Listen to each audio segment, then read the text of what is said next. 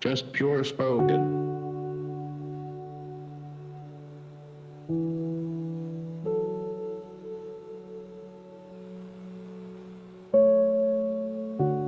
Welcome to the Skylar Fiction show, where we don't kneel to dogma, we dissect it. Where we don't pray for answers, we interrogate the silence. And tonight, I've got a heresy I want to bleed out loud. What if God isn't finished? Not he's coming back, not she's in control. I mean, what if the divine itself is still becoming?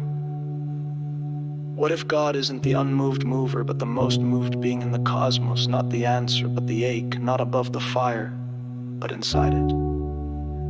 I've been digging into something called Process-Relational Panentheism. Big words, but here's the core.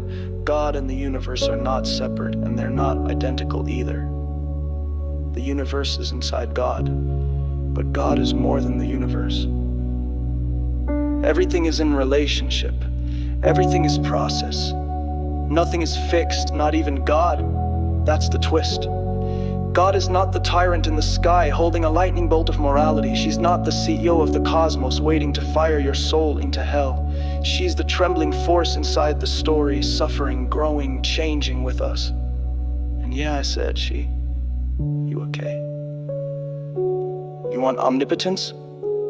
You want certainty? You want to believe the plan is perfect? Go watch a TED Talk on Stoicism and call it faith. I want something real. I want a God who feels, not observes. Because if God can't cry with us when the bombs fall and the glaciers melt and the children starve, then I'm not worshiping, I'm walking out. But this view, it says, God doesn't control us, she calls us, lures us like a poet whispering into the dark. It says every decision you make echoes inside her being. It says every injustice breaks her heart because her heart isn't in the clouds, it's here, in us. You want a cross? Here it is. Every time someone loves anyway. Despite the weight, God stretches closer to what she's becoming.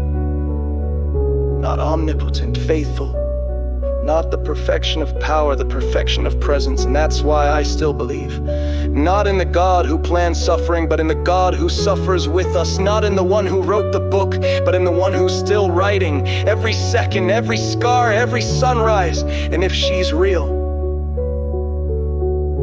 maybe she's listening now. Not from above, but from within.